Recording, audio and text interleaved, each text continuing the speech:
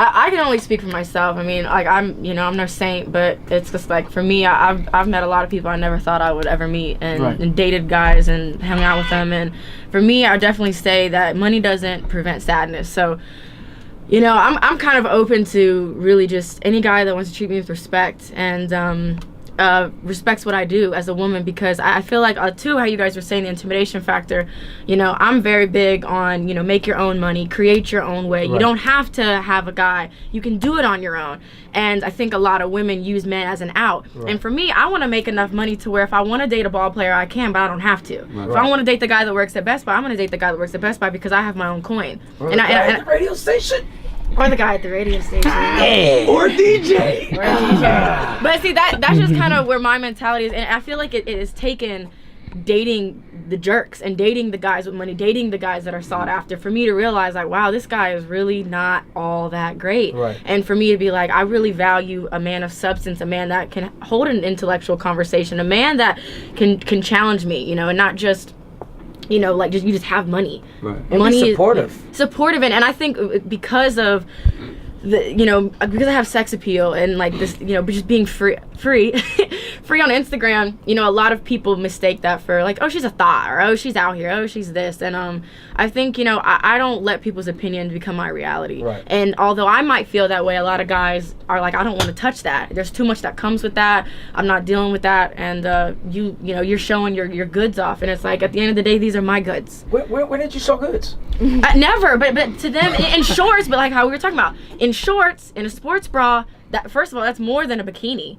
But to them, you're showing the goods, and I'm just like, it's my body, my choice. I haven't seen you do anything like that was like offensive or extra ratchet. I probably wouldn't get offended anyway, but I can honestly say I don't think you've ever done anything that was too much. I mean, I have a family. My grandma is on my Instagram, so my father, my mom, my whole family follows me on Instagram. So I would never do anything to, number one, embarrass myself, my management, or me. So it's like I like to keep it very tasteful, like we're talking about the tasteful twerk. I see nothing wrong with dancing. So that's like saying a girl that twerks is a thought. So if a guy who hits them folks, he's a scrub, he's a dog, he's nobody, he's a loser. So I feel, he's just a dancer, and I just feel like twerking is kind of the new age, like, But to be fair though, there's a lot of girls that got a lot of followers, and people will compare them to you. They put us under the same umbrella. Right, and they are thoughts. They are, not you, but they are thoughts. So like, I think sometimes that messes it up for the. But in the women's defense here, else. I'm gonna have to defend the women here. I'm sorry, but to me, thought, hoe, slut, any of those variations of whatever you want to say that is, that's all very subjective. Okay, so if a girl has sex with more than one guy in a year, you might think she's a thought. Fresh out of a relationship, first day, she's single, she has sex with another guy, she's a thought. That's not fair. Guys take down girls every day. Some 4 times, different women in a week. So who are we to, but that's the double standard that also comes with just being a woman, and we get that. But something that I'm really big on is I feel like you do not need to commit to a man that is not committed to you. So if you are committed to a man that is not committed to you, and you're saying he has my mind, heart, body, soul, vagina, whatever, you are in an imaginary relationship. So as though you're like, oh, twerking, this girl, when she does it, she's a thought, but when you do it, it's tasteful. I feel like it's all subjective in how you view the woman. I personally, I feel like a girl who gives fellatio to 20 guys but has never had sex, is she still a thought? Because she never had sex with anybody. Is she still a thought? So that's what I'm saying. Like, her mouth is thoughty. And were these 20 guys at the same time? That's the question. Was it at the same time? But like, be fair though. Like, come on. Like how we were just saying. That if a girl has sex with one guy and that person cares about him, I can't believe you do that to me, Sharon. I loved you. You know. But if a girl, a guy does it, I just love you, and I'll just like forgive you. Like, I don't know why you keep doing this. Because women are strong, man. I know, but that doesn't give you guys the right to be like, oh, she's a thought, but you're tasteful. Women are nesters, men are hunters. I agree. That's where it comes proud too. You know what I'm saying?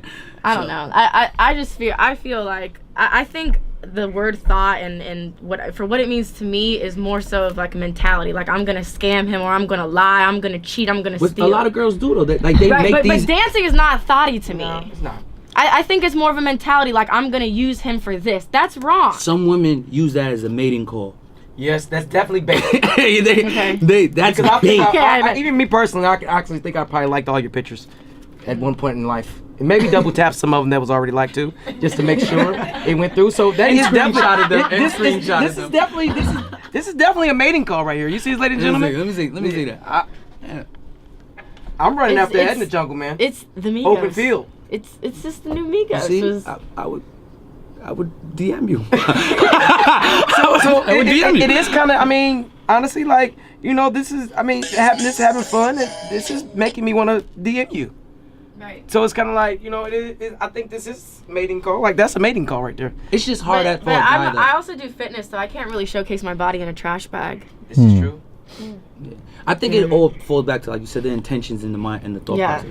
Because some women, like, they literally try to get that much followers so they can bag a ball player, or an actor or something, you know. And some women are just really trying to further their business. Even crazier. We talked about how women are. How even you said even from this weekend of you being there, you meeting some girls, and they're like, well, "What's your room number so I can come hang out with you?" Probably be trying to get your followers, trying to get you to post them on Instagram, and it's like that's kind of like that sucks. So as you can see, that women are out here actually doing, I mean, whatever they got to do to get a man to be saved. That's what I think. Women, a lot of these women don't want to work anymore. They don't think that what you're doing is hard work when actually you turned your whole Instagram into a business. Right. I think if it were easy, everyone would be doing it. I mean, even like what you guys are doing it's amazing. You guys are breaking barriers and doing a lot of great things. So a lot of people say, oh, you just get on the radio and you just talk and make jokes. And it's just not that. It's so much hard work and editing and cutting that people don't understand. So, you know, forgive them for they not know what they do and they don't understand. You know, it's like, you know, I don't know. I agree with you. I think at the end of the day, it all falls back to intent. And I think as young people, a lot of young people don't want to work, whether that's men or women. And like how we all put in hours of time and put in way more hours than people would ever imagine to be in this seat right now. I'm talking to you guys. You know, I put in a lot of work just to be able to come up to the radio station and be like, hey, this is who I am. I'm Brittany Renner, blah, blah, blah, blah. Right. So, I don't know. It's just a lot of people are just lazy. And you know, technology and the visuals and social media has created these illusions that all you have to do is post and you get money and people want to follow you and all these ball players and celebrities, everything. Your life is so great, and it's really not that. There's a lot that goes into it. My Instagram is entertainment. It is real life. It is hard work. You'll see me in the Microsoft store. You'll see me clowning in the bathroom. You'll see me icing cookies with my family. I very much put a lot of my personal life onto my Instagram account. You get to see the face of my manager, my dad, and all these things that a lot of people, you don't even know if some Instagram models have a family. You don't ever see that. So I like to incorporate all aspects of my life, the good, bad, and ugly, no makeup, full makeup, sweats, no sweats, you know, booty shorts, bikini. I think it's important because it's like, if I just create this life that I'm always glammed up, I always have my hair done, always have the best outfits, life is so perfect, I'm never sad, I never go through problems, that's not real. Right. I don't want to create, I live in one world and that's reality. Right. So I try to do the best of my ability. I try to have content to be able to share with people, to showcase my reality as humanly possible as I can. And I'm actually, even on my fitness app, I'm having the Brittany Renner show on there, debuting in the summertime. Pretty much going to be like a docu-series of my life and the conversations I have with my manager and the fights on the phone with my family. And, you know, I have a lot of stuff that goes on with my family. Right. You know, I am like a leader in my family, the leader in my family. So there's a lot of real things that have happened in my life. I don't come from a perfect home, and I think a lot of us could identify with that. But my family's not perfect. My family, not a lot of college graduates, you know, dropouts, whatever. So for me, it's like I want people to know that it's okay to not be perfect. Right.